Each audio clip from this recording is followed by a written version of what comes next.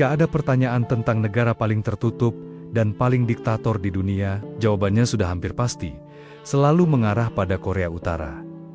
Republik Demokratik Rakyat Korea, atau lebih dikenal sebagai Korea Utara, memang dikenal sebagai salah satu negara paling terisolasi di dunia, dengan rezim totaliter yang mengendalikan hampir setiap aspek kehidupan masyarakatnya. Pemerintahnya tidak hanya mempertahankan kendali mutlak atas informasi, tetapi juga tidak memberi ruang toleransi untuk perbedaan pendapat dan menggunakan jaringan kamp penjara politik yang luas untuk membungkam oposisi. Di sini, warga negara tidak memiliki kebebasan dasar seperti kebebasan berbicara, berkumpul, dan beragama. Mereka terus-menerus diawasi oleh aparat keamanan negara. Ekonominya yang terencana secara terpusat sangat tidak efisien, yang kemudian menyebabkan kemiskinan yang meluas dan kelaparan kronis. Negara ini menjadi contoh ekstrem dari sebuah negara tertutup dan diktator. Sebuah potret kelam yang akarnya tertanam kuat dalam sejarah semenanjung Korea.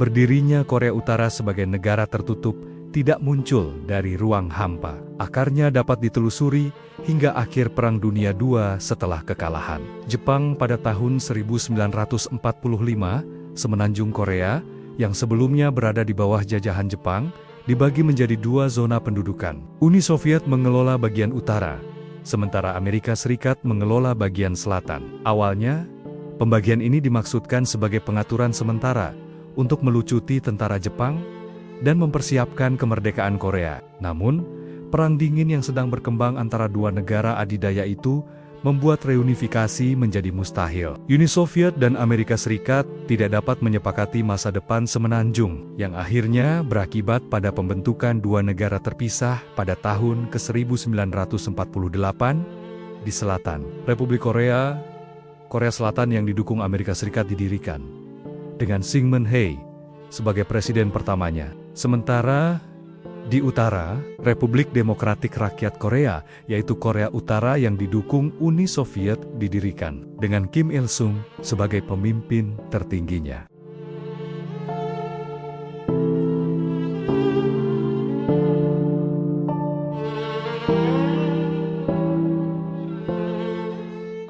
Kim Il-sung, seorang mantan gerilyawan komunis anti-Jepang, dengan cepat menyusun kekuasaannya di Korea Utara.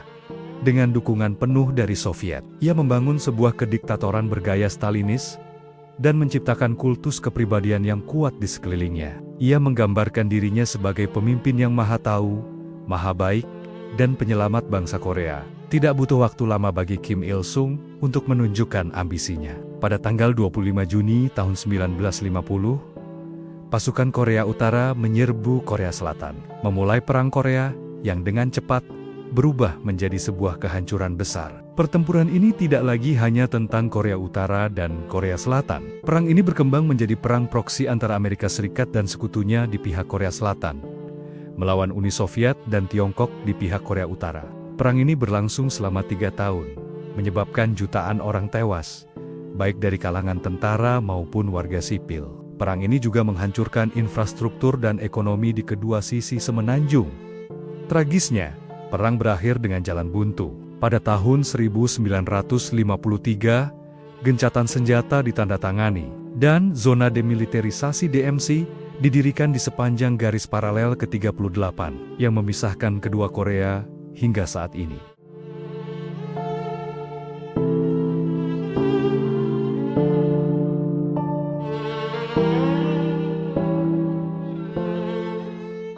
Perang Korea memiliki dampak yang sangat besar pada Korea Utara.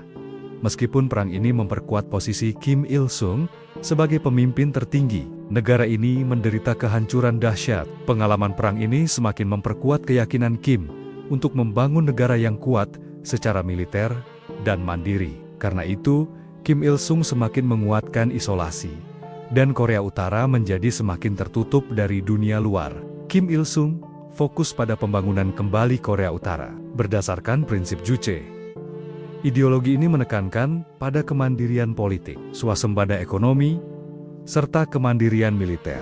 Dalam praktiknya, Juche diterjemahkan menjadi kendali negara yang ketat atas semua aspek kehidupan. Pemerintah mengadopsi sistem ekonomi terencana, di mana negara mengendalikan semua alat produksi dan distribusi. Prioritas diberikan kepada industri berat, terutama untuk mendukung kekuatan militer. Kebijakan ini kemudian diperkuat dengan konsep Songun atau militer pertama, yang memprioritaskan angkatan bersenjata di atas semua sektor lain dalam masyarakat. Untuk melegitimasi kekuasaannya, Kim Il-sung membangun kultus individu yang sangat kuat. Propaganda negara menyebarkan narasi tentang kehebatannya, dan potretnya dipajang di mana-mana. Kritik apapun terhadapnya tidak dapat ditoleransi, dan mereka yang berani menentang narasi resmi harus menghadapi hukuman berat. Aparat keamanan yang brutal, seperti Kementerian Keamanan Negara atau Bowibu, menindak setiap bentuk perbedaan pendapat.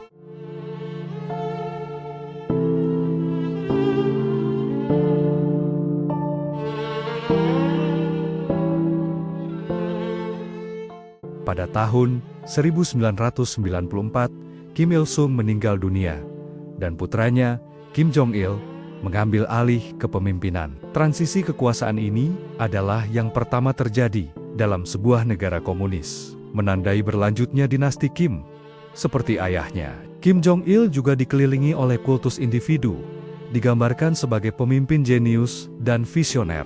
Namun, masa pemerintahannya diwarnai oleh salah satu tragedi terbesar dalam sejarah. Korea Utara, pada pertengahan tahun 1990, Korea Utara dilanda bencana kelaparan yang parah, yang dikenal sebagai Pawai Sulit Arduous March. Bencana ini disebabkan oleh kombinasi faktor, termasuk runtuhnya Uni Soviet, yang menghentikan bantuan ekonomi, bencana alam, serta salah urus ekonomi yang kronis. Diperkirakan, ratusan ribu hingga jutaan orang Korea Utara meninggal karena kelaparan dan penyakit selama periode ini. Di tengah krisis, Kim Jong-il justru semakin memperkuat kebijakan Songun. Sumber daya yang langka dialihkan ke sektor militer, sementara rakyatnya berjuang untuk bertahan hidup. Pada masa inilah, Kim Jong-il mulai secara serius membangun program senjata nuklir, yang dipandangnya sebagai cara untuk menjamin keamanan rezim dan mendapatkan pengaruh di panggung internasional. Program ini segera menjadi sumber ketegangan utama dengan komunitas global, yang berujung pada sanksi ekonomi berat dari Amerika Serikat dan sekutunya.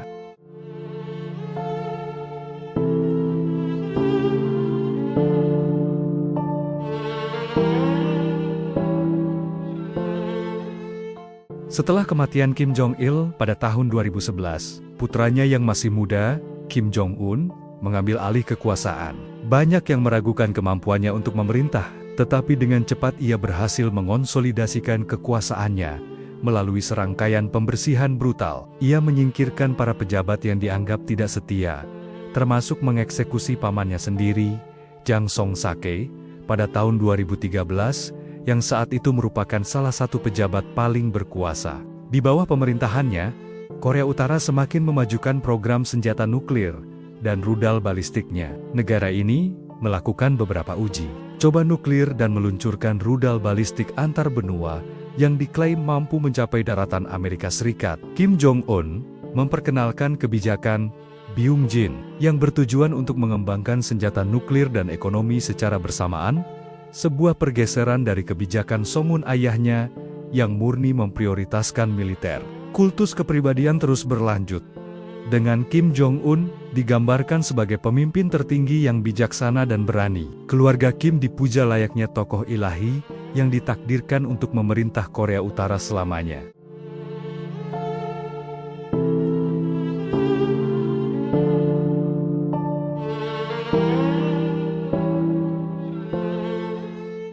Pemerintahan dinasti Kim ditegakkan oleh aparat keamanan yang luas dan brutal. Badan keamanan utama, Bowibu, memiliki jaringan informan yang memata-matai warga untuk setiap tanda ketidaksetiaan. Bowibu juga mengoperasikan jaringan kamp penjara politik yang luas, yang dikenal sebagai Kwan Lee So, di mana puluhan ribu tahanan politik menjadi sasaran penyiksaan, kerja paksa, kelaparan, dan eksekusi.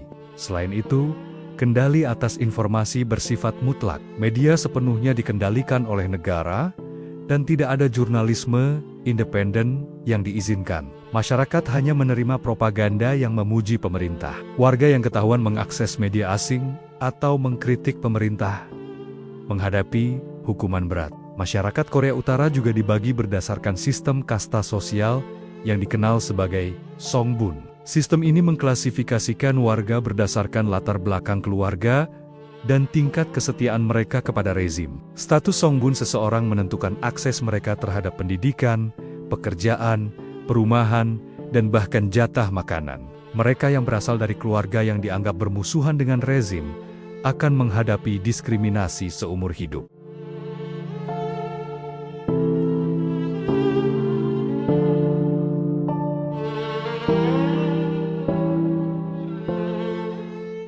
Korea Utara di bawah dinasti Kim tetap menjadi anomali di dunia modern. Sebuah negara di mana waktu seolah berhenti, di mana seorang pemimpin dipuja seperti dewa, dan di mana rakyat hidup dalam ketakutan dan isolasi yang konstan. Meskipun dalam beberapa tahun terakhir, ada sedikit tanda perubahan, seperti peningkatan aktivitas pasar swasta secara terbatas, fondasi rezim totaliter ini tetap kokoh. Dengan program senjata nuklir yang terus maju dan catatan hak asasi manusia yang mengerikan, Korea Utara terus menjadi sumber ketidakstabilan global. Masa depan negara ini tetap tidak pasti, terperangkap antara kebijakan isolasionisnya yang kaku dan tekanan dunia luar bagi rakyatnya. Kehidupan sehari-hari adalah perjuangan untuk bertahan hidup di bawah bayang-bayang kediktatoran yang paling ekstrem di dunia.